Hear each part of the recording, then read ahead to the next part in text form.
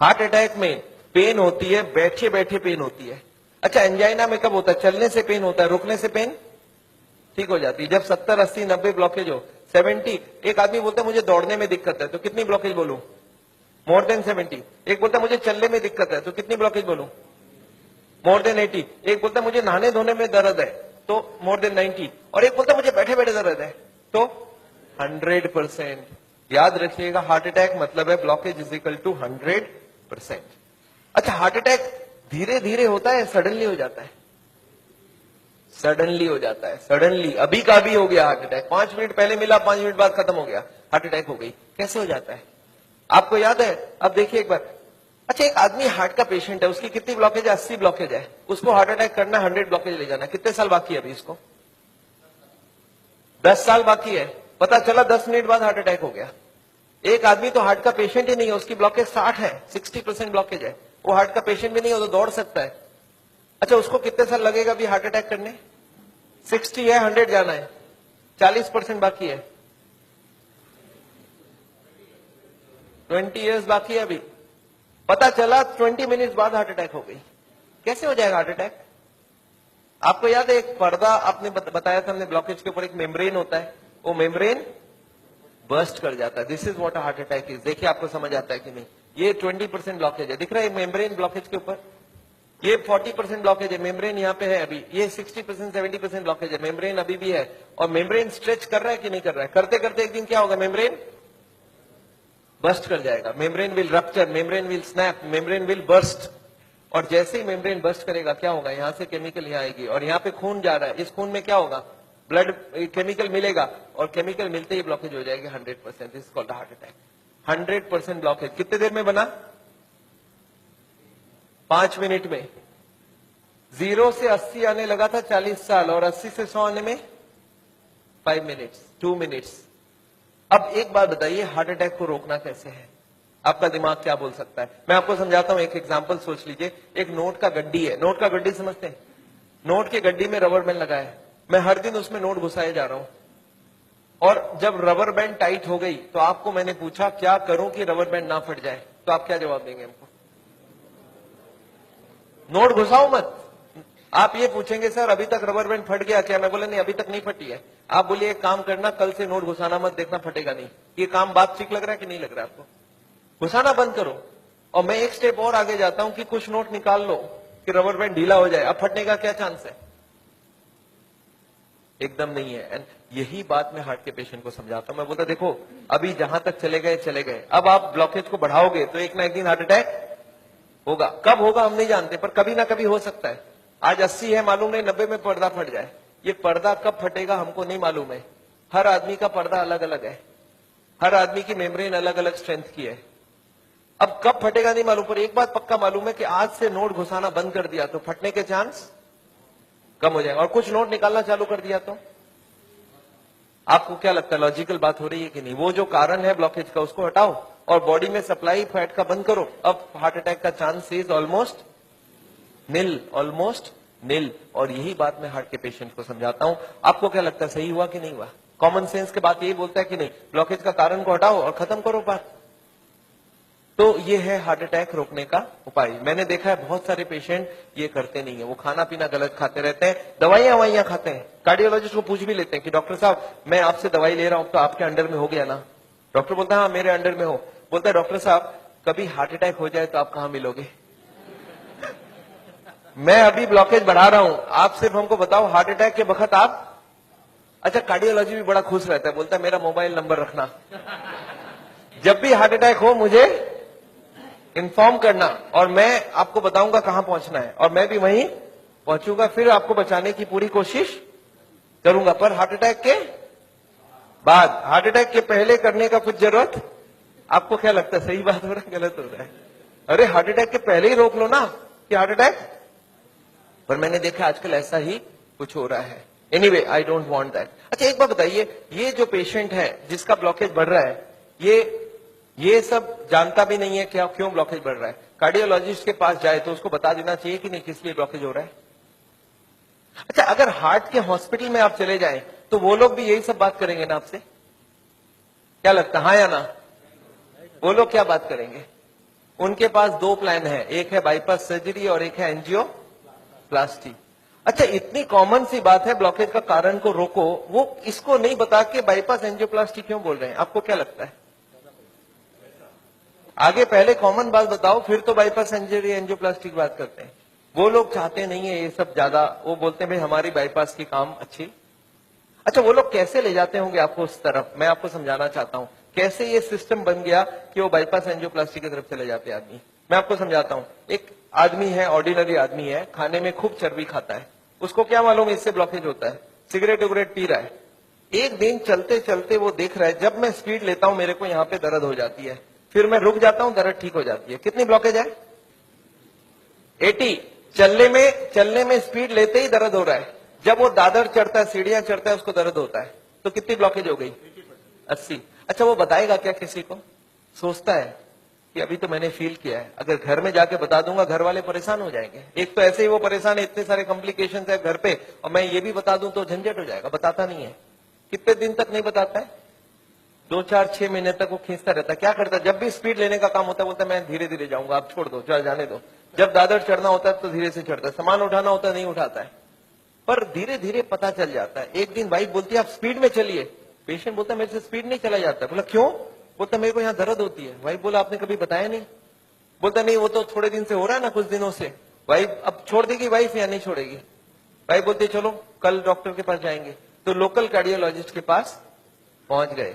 अच्छा, local cardiologist को जाके बता दिया कि डॉक्टर साहब जब मैं स्पीड लेता हूं तो यहाँ पे छाती में दर्द हो जाता है, फिर रुकता हूं ठीक हो जाता है। अच्छा, उनको कुछ आइडिया लग जाएगा? वो ईसीजी करके देखते हैं, उसमें कुछ नहीं आता है। पेशेंट बोलता है सर ईसीजी में नहीं आएगा, आप चला के ईसीजी लीजिए तब आ जाएगा। उसको मालूम है चलने से दर्द होता है।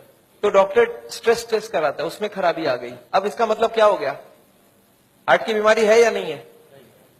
ऑलमोस्ट पक्का हो गया। अब कार्डियोलॉजिस्ट क्या बोलते हैं? बोलते देखो आपको हार्ट की बीमारी हो गई है। पेशेंट घबरा जाता है, बोलते सब क्या करूं? बोलते एक काम करो, मैं एक हॉस्पिटल का नाम लिख के देता हूं, उसमें चले जाओ, और एक कार्डियोलॉजिस्ट का नाम लिख के देता हूं, उसके पास चले जाना, और वहां पे वो जाके एंजियोग्राफी करेंगे, उससे पता चलेगा ब्लॉकेज है या नहीं है, और उसके बाद वो बाईपास सर्जरी एंजियोप्लास्टी जो भी बोलेंगे वो सब करवा लेना। पेशेंट बोलता है इसका मतलब वो सब करा लो। बोला हाँ, जो भी निकलेगा उस हिसाब से करा लेना। पेशेंट बोलता है सर और कोई बात? बोला एक काम कर देना मेरा, उनको बता देना मैंने ही आपको वहां पे भेजा है। अच्छा, इसका भी कुछ फायदा है ना? अच्छा, अब आप कहां चले गए नेक्स्ट डे? पेशेंट पहुंच गया हार्ट के हॉस्पिटल में, कार्डियोलॉजिस्ट को बता दिया कि मैं स्पीड लेता हूं, मेरे को छाती में दर्द होता है। कार्डियोलॉजिस्ट को कुछ समझ आ गया क्या? उनको बहुत अच्छे से समझ आ गया, एक नया पेशेंट आ चुका है। अच्छा, वो बोलते नहीं ऐसा। वो क्या बोलते हैं? वो बोलते हैं मेरे को डाउट है ये ब्लॉकेज है या नहीं है। अच्छा, पेशेंट खुश हो जाता है। पेशेंट बोलता है वो डॉक्टर तो मेरे को डरा ही दिया था, बोलता हार्ट की ब्लॉकेज है, और ये बड़ा डॉक्टर ये बोलता है मेरे को डाउट है। पेशेंट बोलता है मेरे को हार्ट की बीमारी हो ही नहीं सकता। अरे मैं कभी कोई गलत काम किया ही नहीं, सिगरेट तो बहुत लोग पीते, मैं भी पीता हूं, और चर्बी उर्बी तो बहुत लोग खाते, मैं तो थोड़ी बहुत ही खाता हूं। तो पेशेंट क्या सोचता है कि कुछ निकलेगा तो नहीं, डॉक्टर ठीक ही बोल रहा है, कुछ मिलेगा ही नहीं। पेशेंट बोलता है सर कोई उपाय है, पता चल जाए ब्लॉकेज कितना है। कार्डियोलॉजिस्ट बोलते हैं वैसे एंजियोग्राफी कर लेते हैं, आपको देख लेते हैं है या। अच्छा, पेशेंट मान जाएगा नहीं मान जाएगा? पेशेंट बोलता है सर कोई भी टेस्ट हो मैं तैयार हूं, आप बोलो क्या क्या कराना है। बोलते नहीं, आपको एडमिट करके आपके अंदर एक तार घुसाएंगे और उसमें जान भी जाने की चांस है। अच्छा, पेशेंट फिर भी नहीं चाहता है कुछ, तो बोलते बिना तार घुसाए कुछ कर लीजिए ना, पता करना है ना ब्लॉकेज, कर लीजिए आप। कार्डियोलॉजी बोलते हैं एंजियोग्राफी बिना कुछ नहीं पता चलेगा। अच्छा, एंजियोग्राफी हो जाएगा नहीं हो जाएगा? एंजियोग्राफी हो जाता है। पेशेंट बोलता है चलो एक बार करा लेते हैं, फिर घर जाके सोचेंगे ब्लॉकेज मिल तो जाए, देखे तो सही कितना है, फिर जाके घर में। अच्छा, पेशेंट प्लान कर लेता है। क्या प्लान करता है? कि मेरी 30-40 ब्लॉकेज तो हो सकती है, मैंने गलत काम किया है, बड़े दिनों से मेरे को कोई नहीं बोला था फैट नहीं खाना, मैं खाया हूं, सिगरेट नहीं पीना मैंने पिया हूं, तो कुछ ब्लॉकेज मिलेगा। और प्लान क्या बनाता है कि घर जाके कल से सारा खाना पीना बदल दूंगा, वॉकिंग चालू कर दूंगा, एक्सरसाइज चालू कर दूंगा। एकदम प्लान करके एंजियोग्राफी में जाता है कि कल खाली रिपोर्ट लेके घर जाना है। अच्छा, रिपोर्ट में कुछ, एंजियोग्राफी होने के बाद रिपोर्ट में कुछ मिलेगा या नहीं मिलेगा? रिपोर्ट में एंजियोग्राफी में कितनी ब्लॉकेज मिलेगी? 70, 80 एंड 90। अच्छा, जब 80 ब्लॉकेज मिल जाए, कार्डियोलॉजी सडनली बदल जाता है। वो बोलते हैं you are very lucky. Patient बोलता है लकी मतलब कुछ भी नहीं मिला आपको? बोला लकी इसलिए कि आप ठीक टाइम में यहां तक पहुंच गए, थोड़ा सा लेट आते तो कुछ भी हो सकता था। पेशेंट बोलता है इसका मतलब कुछ सीरियस बात है। बोला आप बचे कैसे, मेरे को समझ नहीं आ रहा है। यू आर वेरी लकी, अभी तक बच गए आप। अब आपका बचने का चांस बहुत कम है। पेशेंट बोलता है पर हुआ क्या है? बोलता 80% ऑलरेडी फिनिश्ड, बस थोड़ा सा ही है। You are carrying an atom bomb. अच्छा, पेशेंट बोलता है सर एक काम कीजिए, आप रिपोर्ट मुझे दे दीजिए, मैं घर जाऊंगा। बोलते घर आप पहुंचेंगे कैसे? उसके पहले हार्ट अटैक हो जाएगी। अच्छा, आपको क्या लगता है डॉक्टर को मालूम है कि हार्ट अटैक कल होगा आज होगा? उसको तो ये भी नहीं मालूम 70 है 80 है या 90 है। क्यों ऐसा बोला जा रहा है? To create a fear. और फियर से क्या होगा? फिर ऑपरेशन के लिए इमीडिएटली, बहुत सारे लोगों को इतना बोलने का जरूरत ही नहीं हो तो इमीडिएट तैयारी हो जाता है। हार्ट का सुनते हैं उसके मन में ऐसे ही डर रहता है, उसको ज्यादा डराने का। पर कभी कभी पेशेंट बोलता है सर एक बात बताइए, ब्लॉकेज तो कल भी था, ब्लॉकेज तो आज भी है, कल तक तो मैं सारा ही काम कर रहा था, ये पेन तो मेरे को बड़े दिनों से है, मैं अब तो पता चला हूं। तो आप एक काम करिए, मेरे को आप डिस्चार्ज कर दीजिए, मैं घर जाके फिर सोचूंगा। बोला नहीं, आप एक काम कीजिएगा, आप करवट भी लेंगे ना तो हमको पूछ लीजिएगा। पेशेंट बोलता है नहीं सर मैं तो घर जाऊंगा। बोला आप रुकिए, आपके घर वालों से मैं पूछता हूं। अच्छा, घर वाले बाहर कौन कौन वेट कर रहे होंगे? सारा खानदान वेट कर रहा होगा। वहां पे जाके क्या बोलना है कि patient is very critical, any moment he can die. आप बोलो मैं बचाने की कोशिश करूं और जाने दूं। अच्छा, आंसर क्या होगा? वाइफ क्या बोलेगी कि जिंदगी भर इन्होंने मेरे लिए किया, आज मेरे को चांस मिला, आज तो मैं ऑपरेशन। वाइफ बोलती है कोई चीज का भी कोई भी कंजूसी हमें नहीं करना है, इनको तो बचाना। अच्छा, बेटा मानेगा कि नहीं?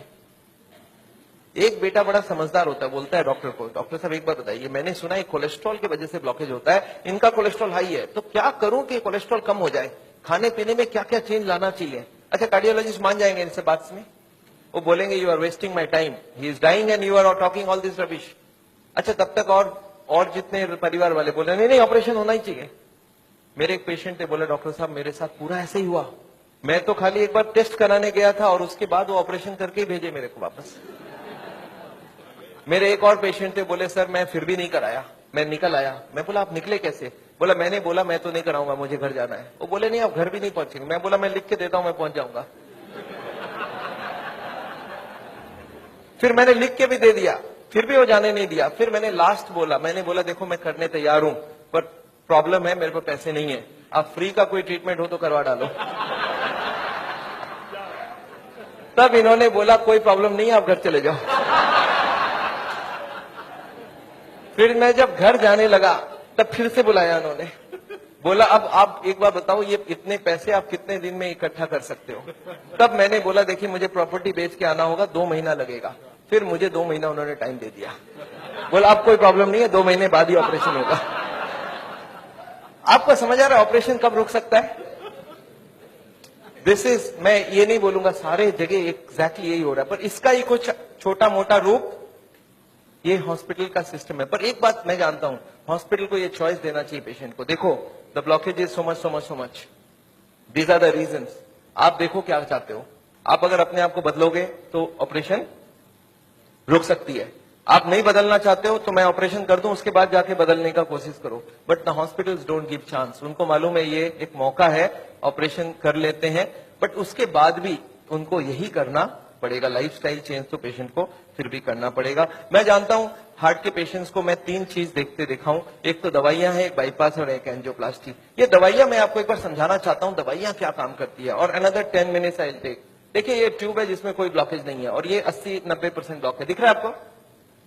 अब ये पेशेंट को चलने से दर्द होता है, एक दवाई ऐसी है जो दवाई देते ही ये दर्द कम हो सकती है। कौन सी दवाई है? सॉर्बिट्रेट। नाम सुना आपने? क्या करता होगा सॉर्बिट्रेट? देखिए क्या करता है Sorbitrate. This what is the action of Sorbitrate. क्या हुआ? ट्यूब चौड़ी हो गई, ब्लॉकेज वहीं की वहीं रह गई, ट्यूब चौड़ी हो गई, ट्यूब थोड़ा फैल गया, फैलते क्या हो गया? ब्लड सप्लाई बढ़ गई। पेशेंट बोलता है मुझे अब कोई दिक्कत नहीं है, पर ये दवाई का असर रहेगा 8 घंटे बाद, तो 8-8 घंटे में एक सॉर्बिट्रेट देनी पड़ेगी। एक पेशेंट मेरे को बोला मैं सॉर्बिट्रेट नहीं लेता हूं, मैं मोनोट्रेट लेता हूं। मैं बोला वो भी सॉर्बिट्रेट का ही भाई है। तो ये जितने भी सॉर्बिट्रेट है उनका नाम मैं आपको दिखा सकता हूं। These are all kinds of sorbitrate and all. ये सब दवाई हम लोग दे देते हैं। सॉर्बिट्रेट, इस्मो, आइसोडिल, मोनोट्रेट, नाइट्रोफिक्स, एंजिसेड, इम्डूर, एंजिकॉर, वेसोट्रेट, मोनोट्रेट, सॉर्बिट्रेट, मोनोसॉर्बिट्रेट, नाइट्रोकंटीन, वेसोप्रिन, मोनोस्प्रिन, इस तरह की दवाइयां हम हार्ट के पेशेंट्स को दे देते हैं। एनीवे, दवाइयां बहुत सारे तरह की मिलती है। एक होता है हार्ट की ऑक्सीजन की जरूरत को कम कर देता है, इसको बोलते हैं beta blocker, calcium channel blocker, फिर एस इनहिबिटर, ऐसे करके बहुत सारी गोलियां हम लोग हार्ट के पेशेंट्स को दे सकते हैं। I am not going to go into that detail. कुछ ब्लड पतला करने का दवाई भी देते हैं, आपने देखा है नाम, इकोस्प्रिन, कोल्स्प्रिन, एएसए, डेलिस्प्रिन, डिस्प्रिन, क्लोपिग्रेल, क्लोपिलेट, क्लोपिवास, सिरुविन, क्लैबिक्स, क्लोट्रेल, प्लेजरिल, स्ट्रोमेक्स, डीप्लैक, इस तरह की गोलियां हम लोग देते हैं ब्लड को पतला करने के लिए। पर ये गोलियां देने से भी पेशेंट ठीक नहीं होता है, तो इसके लिए मैं चाहता हूं वो लाइफस्टाइल चेंज करें, अपनी ब्लॉकेज को कम करें कि उनको देने की जरूरत पड़े ही नहीं। अच्छा, ये गोलियां इतनी खाएगी, इसके साइड इफेक्ट्स होती है क्या? अगर साइड इफेक्ट होती है कॉन्स्टिपेशन, तो कॉन्स्टिपेशन की और गोली दूंगा, और एसिडिटी हो जाए तो एसिडिटी की गोली दूंगा, और नींद ना आए तो नींद की गोली दूंगा। अच्छा बताइए, बीमारी ठीक हो रहा है कि नहीं हो रहा है? आई एम नॉट कीन, मैं जानता हूं दवाई आज जरूरत है, पर कल दवाई की जरूरत ना हो, उसका बंदोबस्त करना बहुत जरूरी है। इसके बाद चलते हैं, ये एंजियोग्राफी क्या चीज है। हॉस्पिटल में जाते हैं, एंजियोग्राफी करते हैं, और ये एंजियोग्राफी मुझे पसंद क्यों नहीं है, मैं आपको बताना चाहता हूं। This is what is the problem with angiography. एक तार आपके पूरे बॉडी को स्क्रैच करके हार्ट तक लेके जाना है। ये तार यहां से जो घुसेगी, 1 metre wire is inserted into the body till it reaches the heart. It is a blind procedure. Blind मतलब क्या? आप घुसा दो, ये अंदर जाती जाएगी, और अगर अटक गई तो वापस खींच के फिर से ट्राई करना होगा। मतलब वो अंदर स्क्रैच करेगा ही करेगा, पूरे बॉडी को स्क्रैच करती है। वो लिखवा लेते हैं कि अगर हार्ट अटैक हो गया तो मेरी कोई जिम्मेवारी नहीं है, और ये पूरे बॉडी को ये पंक्चर भी कर सकता है। मैंने ऐसे ऐसे पेशेंट देखे हैं कि एंजियोग्राफी के वक्त ही डेथ हो गई। एंजियोग्राफी में पैर को काटना पड़ा अल्टीमेटली, क्योंकि वो पैर की ट्यूब को डैमेज कर दिया। तो एंजियोग्राफी मैं नहीं चाहता हूं। और उसके बाद क्या होगा? इनएक्यूरेसी अबाउट द रिपोर्ट, और उसके बाद pressure from the cardiac doctors for the next operation. Patient को लगता है मेरे को इमरजेंसी हो गया, बट इमरजेंसी प्रिसिपिटेट कराया जा सकता है। एनीवे, ये एंजियोप्लास्टी जो है, ये दो ऑपरेशन, दो चीज वो लोग करते हैं, एंजियोप्लास्टी, एक बाइपास सर्जरी। मैं एंजियोप्लास्टी 2 मिनट आपको समझाना चाहता हूं। What is this angioplasty? एक स्टेंट लगाते हैं, सुना आपने नाम? एक रिंग लगा देते हैं हार्ट में। What is this? Let me explain what is this. पिछले 20 साल में ये जो एंजियोप्लास्टी है, ये बार बार फेल किया और बार बार इसको सक्सेस बताया गया है। पहले आई थी बेलूनिंग, बेलून एंजियोप्लास्टी। उसके बाद बहुत सारे तरह के एंजियोप्लास्टी आई, ऑर्डिनरी स्टेंट आई, फिर गोल्ड स्टेंट आई, फिर रोटा ब्लेडर आया, रेडियो एक्टिव स्टेंट आई, लेजर एंजियोप्लास्टी आई, आजकल चल रहा है ड्रग कोटेड स्टेंट। पर ये सारे के सारे फेल हुए हैं। क्यों फेल हुए, एक बार समझाना चाहता हूं। देखिए, ये बेलूनिंग क्या चीज है? याद है आपको? एंजियोग्राफी के वक्त तार अंदर घुसाई थी, वो कहां तक गई थी? हार्ट तक, यहां तक तार आई थी। इस तार के ऊपर ये बेलून होता है। इस तार को थोड़ा सा धक्का मारते हैं। कभी कभी कार्डियोलॉजिस्ट तार को अंदर रख के बाहर आ जाते हैं, आके बोलते हैं देखो तार अंदर है, बोलो तभी खोल दूं। आप बोलते चलो खोल दो, कितने लगेंगे? 2 लाख लगेंगे। 2 लाख दे दिया। अब ये तार को ये लोग धक्का देते हैं थोड़ा और, तो तार की जो बेलून है ये बीचों बीच आ जाती है ब्लॉकेज में। अब इस बेलून में पानी डालना होता है। ये बेलून ऐसा होता है, इसमें पानी डालते बेलून फूल जाती है। अच्छा, पानी कैसे डालेंगे? आपने होली में बेलून फुलाया एक सिरिंज से? सिरिंज में पानी ले लो, सिरिंज को दबा दो तो बेलून के अंदर पानी घुस जाए। तो बाहर से सिरिंज से पानी डालेंगे तो बेलून क्या होगा? फूल जाएगी। फूलते ही ब्लॉकेज कहां गई? साइड में दब जाएगा, ऊपर कंप्रेस्ड हो जाएगी, नीचे कंप्रेस्ड हो जाएगी। अच्छा, ये बेलून को जब पानी निकाल लेंगे तो क्या होगा? बेलून को वहां पे 2-4 सेकंड से ज्यादा नहीं रख सकते, क्योंकि हार्ट अटैक हो जाएगी, 100 हो जाएगी ब्लॉकेज। तो बेलून में पानी डाला और सिरिंज से वापस पानी खींच लिया। जैसे ही पानी खींचा, बेलून वापस चिपक गई, तार को पकड़ के बाहर निकाल लिया। Angioplasty over. आपको समझ आ रहा है क्या करना पड़ा? ये तार यहां थी, इसी को थोड़ा आगे किया, बेलून डाल, पानी निकाल लिया और ब्लॉकेज वापस। अच्छा, ब्लॉकेज वापस आ जाएगी नहीं आ जाएगी इसके बाद? क्या लगता है आपको? This is elastic. इलास्टिक समझते हैं आप? ये लोहा या पत्थर नहीं, इलास्टिक है। और जैसे ही बेलून निकाल लिया, ब्लॉकेज वापस आने लग गई। थोड़े साल बाद यही कार्डियोलॉजिस्ट मान गए बेलूनिंग काम की नहीं है। पहले क्लेम किया था बेलूनिंग एक बार कराओगे जिंदगी भर चलेगी, फिर मान गए काम की नहीं है। फिर क्या हो गया? फिर वो बोले इसमें स्टेंट लगाना होगा। What is this stent? Look at this, this is the blockage. दिख रहा है आपको येलो कलर की? और इसके अंदर एक बेलून डाल दिया। आपको दिख रहा है ब्लैक कलर का बेलून? बेलून में पानी डाला तो ब्लॉकेज कहां चलेगी? साइड में आ गई। जब बेलून निकाल लेंगे तो ब्लॉकेज वापस आएगी, तो यहाँ पे एक स्प्रिंग लगा देते हैं। ये स्प्रिंग क्या काम करेगा? ब्लॉकेज को आने से रोक देगा। आपको समझ आ रहा है स्प्रिंग का मतलब क्या है? अगर स्प्रिंग डाला गया, इसका मतलब क्या है कि ब्लॉकेज वापस आ रही थी। इसका मतलब पहले वाला जो क्लेम था वो गलत था कि बैलूनिंग करा लो ठीक रहा। इसके बाद ये जो स्टेंट लगी, स्टेंट का एक मेजर प्रॉब्लम है कि इसके अंदर से ब्लड जाएगी और फॉरेन बॉडी के अंदर ब्लॉकेज बहुत जल्दी होती है। ये देखा गया है स्टेंट में 6 महीना 1 साल में सारे ब्लॉक आ जाती वापस। और ये जब वापस आने लगी तब इन्होंने थोड़े दिन तक तो बोला नहीं आती है। थोड़े दिन बाद इन्होंने बोला कि नहीं ये स्टेंट तो खराब होगी क्योंकि ये ऑर्डिनरी स्टेंट है, इसमें एक मेडिकेटेड स्टेंट देना होगा। वो दवाई में डाल के स्प्रिंग को निकाल लेंगे, अब बहुत बढ़िया हो जाएगा। तो ड्रग की कोटिंग चल जाए। आपने देखा है चांदी के गहने में सोने की कोटिंग चढ़ाते हैं, तो वो स्प्रिंग के ऊपर कोटिंग चढ़ा देते हैं और वो कोटिंग चढ़ा के लगा दिया, पर इसके बाद भी ये फॉरेन बॉडी ही रही, इसमें वही का वही रिजल्ट आया है। अभी लेटेस्ट है कि 66% people with in 1 year will come back with a reblockage. इसके बाद है बाईपास सर्जरी। एक बहुत बड़ी सर्जरी होती है। देखिए बाईपास सर्जरी मैं इसलिए नहीं चाहता हूं, एक बहुत बड़ा सर्जरी है। एक पूरे चेस्ट को काटो और इसको काट के, इसको चाकू से नहीं कटेगा, इसमें आड़ी से कटेगी। आड़ी समझते हैं आप? आपने मार्बल फिटिंग के वक्त एक देखा गोल चक्का लेके घूमते हैं, ऐसा एक लगा के ये पूरा खुलेगी। इसको अंदर से ऐसे जैक करके ऐसे खोलेगा, अंदर में हार्ट को रोक के उसमें ऑपरेशन होगी। और हार्ट को रोकेंगे तो एक मशीन से पूरे बॉडी को ब्लड जाएगा, इसको बोलते हैं हार्ट लंग मशीन। उसमें कुछ ब्लड डाल के उससे चलाना होगा and during this time the operation has to take place. But this operation is very complicated. Luck अच्छा हो तब ठीक है, नहीं तो कुछ ना कुछ कॉम्प्लिकेशन रहती है, बहुत सारे लोगों की जान भी जाती है। पर ऑपरेशन के बाद क्या होगा ये देखिए, ऑपरेशन के बाद क्या होगा। ये ट्यूब जो ब्लॉकेज है वो यहीं रह गई, इसके जगह नई ट्यूब लग गई। तो ये ब्लॉकेज के जगह नई ट्यूब लग गई तो क्या हो गया, बाईपास हो गया। पर ये नई ट्यूब में फिर कभी ब्लॉकेज आएगा कि नहीं, आपको क्या लगता है? ये नई ट्यूब में फिर से ब्लॉकेज आती है। अच्छा अब तो 40 साल बाद ही आएगी ना, पिछले बार कितने साल लगी थी आपको याद है? देखिए एक वाई का जवाब सोच के देखिए, ओरिजिनल ट्यूब में कितने साल में ब्लॉकेज हुई थी? 20 से 40 साल। तो कितनी स्पीड रही? 2 से 4%, 6% पर ईयर। और एंजियोप्लास्टी के बाद अगर 2 साल में वापस रीब्लॉकेज होती है तो कितने साल हो गई? 40% पर ईयर। और बाईपास के बाद अगर 5 साल में रीब्लॉकेज आती है तो 20% पर ईयर। जो ट्यूब ओरिजिनली 2% की ब्लॉकेज कर रही थी वो अब ऑपरेशन के बाद उसकी स्पीड क्यों बढ़ गया? क्योंकि अब वो ओरिजिनल नहीं रहा। हमारी बॉडी को जब तक ओरिजिनल रखो तब तक अच्छी बात है। हमारे प्राइम मिनिस्टर ने भी 2 बाईपास कराई है, एंजियोप्लास्टी 5 स्टेंट लगाई है, पर मैं जानता हूं उसके बाद भी तो फिर से कराना पड़ा। एक बार कर लिया, दूसरी बार कराया, कब तक करा सकता आदमी? और मैं जानता हूं बॉडी में एक बार कॉम्प्लिकेशन कराना, उनके लिए तो चलो बहुत बड़ा टीम लगेगा। हर आदमी के लिए इतनी बड़ी टीम नहीं भी लग सकती है और इतना बड़ा ऑपरेशन नहीं भी कर सकते ठीक से। पर मैं जानता हूं अगर ऑपरेशन बिना ही हमारी काम बन जाए, अगर हम लाइफस्टाइल को ही चेंज करके कर सकते हैं तो हम ऑपरेशन क्यों करवाएं? And this is what is the contention. Nevertheless मैं हार्ट के पेशेंट को एक ही चीज समझाता हूं कि ब्लॉकेज अगर रिवर्स करना है तो उसके लिए थोड़ा आपको एक्यूरेसी करना होगा। What is this accuracy? You understand? This is the accuracy. इस पिक्चर को आपने देखा है, इसमें एक्यूरेसी लिखा है। कितना एक्यूरेसी है इसका मतलब? मैं आपको समझाता हूं। ये एक ड्रम है, ये ड्रम में मैं पानी भरना चाहता हूं और इसमें 15 छेद है। आप बताइए कितनी छेद बंद करने से ड्रम भरेगी? याद है 15 कारण है। अब इसमें से कितने को कंट्रोल करूं कि ड्रम भर जाए? सारे को करना होगा। अच्छा मैं हार्ट के पेशेंट्स को क्या देखता हूं, उनको कुछ मालूम भी नहीं है इसके बारे में। वो क्या बोलते हैं, मेरा कोलेस्ट्रॉल कंट्रोल है, ट्राइग्लिसराइड ज्यादा है, शुगर कंट्रोल है, बीपी ज्यादा है। मैं बोला ऐसे नहीं चलेगा, सारे होल बंद चाहिए मुझे। बोलते मैं थोड़ा थोड़ा करूं तो कैसे चलेगा? मैं बोला थोड़ा थोड़ा से काम नहीं चलेगा। बोलते मैं बीपी कम किया हूं पर पूरा कम नहीं कर रहा हूं, 120 नहीं लड़ रहा हूं, 140 ही रखा हूं।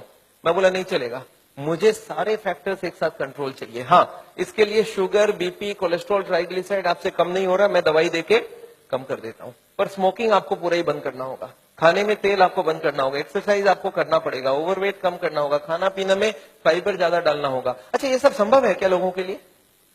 यस, क्या प्रॉब्लम है? ये तो सिंपल सी बात है, इसको क्यों नहीं कर सकते? क्यों नहीं सिगरेट बंद कर सकते? क्यों नहीं मीट बंद कर सकते? क्यों नहीं तेल घी छोड़ के आप अलग तरीके से खाना बना सकते हैं? तो all these if you do there is no problem. Nevertheless मैं जानता हूं, एक और छोटा सा चीज आपको बताना चाहता हूं।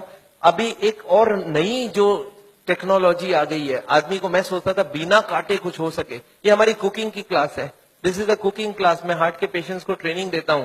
This is my dietitian teaching cooking, 0 oil cooking to the patients' wives. मैं हार्ट के पेशेंट्स को योगा सिखाता हूं। मैं बोलता हूं कैसे भी करो, योगा करो, आप योगा करने की बहुत जरूरी है। उसके साथ उनको क्या करना चाहिए, क्या नहीं करना चाहिए, कितनी सामान उठानी चाहिए, गाड़ी चलानी चाहिए, स्कूटर चलाना चाहिए, ऑफिस जाओ तो क्या प्रिकॉशन लो, दादर चढ़ो तो क्या प्रिकॉशन लो, आगे कौन सी योगा करो, कब तक करो, कौन सी मेडिसिन लो, कब तक लो। एंड फॉर दिस, हाँ, मैं एक मैगजीन भी निकालता हूं, इसका नाम है साउल टाइम्स। ये मैगजीन मैं हर महीने निकालता हूं, दिल्ली से निकलती है, हिंदी और इंग्लिश में। अच्छा, आपको एक फॉर्म दिया गया है क्या, ऐसा देखिए तो, have you got a form like this? ये फॉर्म में अगर आप अपने नाम एड्रेस भर के देंगे तो आपको ये मैगजीन आगे आपको मिलता रहेगा हर महीने, हिंदी में इंग्लिश में दोनों में मैगजीन है। और इसके साथ एक छोटा सा और क्वेश्चन ये रखा है कि यहाँ पे अगर हम लोग ऐसा कोई कैंप करवाएं तो how many people will be interested to join such a camp. 1 दिन का या 2 दिन का ऐसा एक कैंप अगर हम करवाएं तो कोई इंटरेस्टेड हो तो प्लीज फिल इट अप। मेरे को लोग बोलते डॉक्टर साहब इतनी सारी बातें अगर कैसे याद रखूंगा, मैंने बहुत मोटी मोटी किताब लिखी है। आदमी बोलता है सर छोटा सा कुछ दीजिए ना कॉपी, तो मैंने एक ऐसी किताब बनाई है जिसका नाम है पॉकेट गाइड। एक 30 रुपीज की किताब है, कोई 2 घंटा बैठ के पढ़ ले तो जितनी बातें मैंने बताई है सब इसमें लिख के रखा है। So this book I have brought over here. मेरे ख्याल से बाकी बुक्स तो मैं नहीं ला सकता हूं क्योंकि hundreds of books are there, तो मैं ये बुक लाया हूं। कोई को लगता है कि मैं पढ़ना चाहता हूं और कोई को पढ़ाना चाहता हूं, हार्ट के पेशेंट को जरूर पढ़ाइए। 30 रुपीज की गिफ्ट होती है, you can give it to anybody and they will learn things from the book. तो ये बहुत जरूरी है। मैं जानता हूं, मैं ये मैगजीन पिछले 10 साल से रन करता हूं and it is gone all over the world.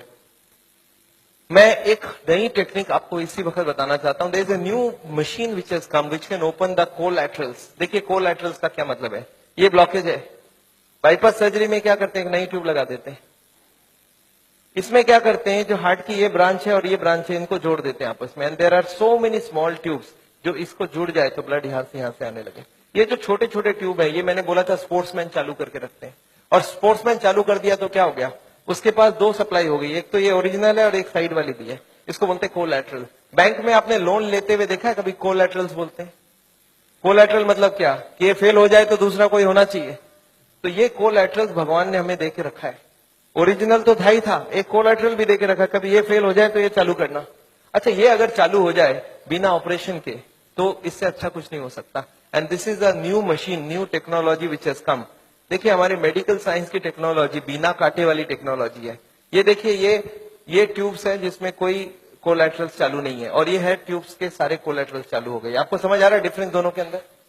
ये जो छोटे छोटे कोलैटरल्स है ये हमारे सबके पास है, और एक मशीन से इसको या तो स्पोर्ट्स करके चालू कर सकते हैं या तो एक मशीन से चालू कर सकते हैं। ये मशीन क्या करती है सोचिए, ये जैकेट्स लगा दिया हमने कफ में, थाई में, बटक्स में, और सारे को एक साथ स्क्वीज कर दूं तो क्या होगा, इसकी ब्लड कहां जाएगी, बॉडी में ही रहेगी पर कहां जाएगी, ये हार्ट के तरफ जाके हार्ट की ट्यूब्स को धक्का देके प्रेशर देके इसको खोलेगी। ये प्रेशर 1-1 घंटे तक एक में इसको हार्ट के संग सिंक्रोनाइज करके दिया जाता है।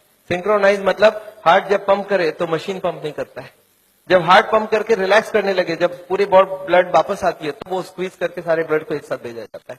And this goes on, ECG feed होती है कंप्यूटर को। And this machine we have seen now without bypass surgery. आदमी बोलता है मुझे इमीडिएट रिजल्ट चाहिए, तो without bypass this can work very well. तो इसको हम लोग बोलते हैं नेचुरल बाईपास। नेचुरल बाईपास समझ रहे हैं, भगवान ने ऑलरेडी नेचुरल बाईपास हमें दे के रखी है, स्पोर्ट्समैन चालू करके रखा है। तो आप हार्ट के पेशेंट हो, आप चालू करो, आपके पास कोलैटरल आ गई तो ओरिजिनल नहीं भी होगा तो भी काम चल जाएगी। और एक मैं जैसे ही, हाँ, एक और ट्रीटमेंट आई है जिसको हम लोग बोलते हैं बायोकेमिकल क्लीनिंग। ये अभी बहुत अच्छी रिजल्ट आ सकती है। कुछ केमिकल अंदर डाल के ब्लड में उसको अंदर से गला लिया जाए। जैसे किचन में आपने सुना नाली जाम हो जाए तो क्या करते हैं हम लोग, कुछ केमिकल डालते हैं अंदर से। तो ये केमिकल की भी ट्रीटमेंट आजकल चल रही है, बट अभी भी इसका रिजल्ट्स हर आदमी में सेम नहीं आता है, but results are still there. बहुत सारे ऐसे पेशेंट है जो 30-40% तक ब्लॉकेज इससे कम हो सकती है। नेवरदिलेस मैं समझता हूं मैंने बहुत सारा लेक्चर आपको दे दिया है। कोई ने मेरे को बोला था एक बार कि डॉक्टर साहब कभी भी किसी को आधे घंटे से ज्यादा लेक्चर मत दिया कीजिए। मैंने बोला क्यों? बोला आपने स्कूल, उसके बाद दिमाग काम नहीं करता है। मैंने बोला क्यों ऐसा बोल रहे हैं? बोलते आपने स्कूल कॉलेज में देखा है कभी भी पीरियड्स 40 मिनट से ज्यादा नहीं रखते हैं, उसमें 5 मिनट आने जाने का वेस्टेज गिन लो, आधे घंटे ही चलेगा दिमाग। मैं बोला पर मैंने देखा आप टीवी देखते हो तो 2-3 घंटा देखते हो एक साथ। बोलते नहीं वो इंटरेस्टिंग हो तो देखते हैं। तो मैं जानता हूं आप हमारे साथ बैठे हैं 2 घंटे के लिए, और आपको जरूर इंटरेस्टिंग लगा होगा। मैं फिर से धन्यवाद देना चाहता हूं ये हॉल को अरेंज जिन लोग ने किया उनको, श्री माफत लाल जी को जिन्होंने आपके लिए ये लेक्चर कराया है। और अगर आपको लेक्चर अच्छा लगा तो उनके लिए फिर से एक बार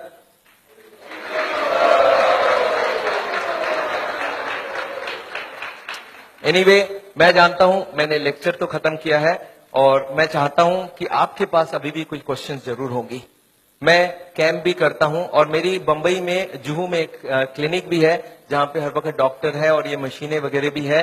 तो आपको अगर कभी कोई जरूरत पड़े तो आप हमारी किताबें जरूर पढ़िएगा और ये छोटी वाली किताब भी पढ़िएगा। अगर आपके पास कोई क्वेश्चंस हो, क्वेश्चंस के लिए माइक है हमारे पास, so if you have questions I would want you to ask the questions and I would like to answer the questions.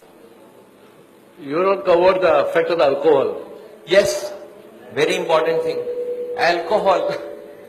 मैं आपको बता दूं अल्कोहल हार्ट के लिए कभी अच्छी नहीं है। We don't recommend alcohol for the heart patient. क्यों? अल्कोहल में ग्लिसरॉल होती है और ग्लिसरॉल से ट्राईग्लिसराइड का रिश्ता होता है। ट्राईग्लिसराइड ग्लिसरॉल होता है उसमें भी।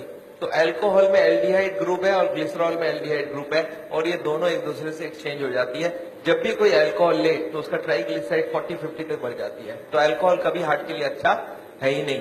पर अल्कोहल से एक अच्छाई होती है हार्ट में, वो है एचडीएल बढ़ जाती है। तो हार्ट के पेशेंट्स क्या चाहते हैं मालूम है? बोले एचडीएल की बात करो, ट्राईग्लिसराइड की बात ना करो। अरे मैं कैसे बात ना करूं? एक चीज अच्छा एक खराब है ना, तो मैं दोनों को ही बात करूंगा ना। अच्छा अल्कोहल में एक ही खराबी है और भी खराबी है।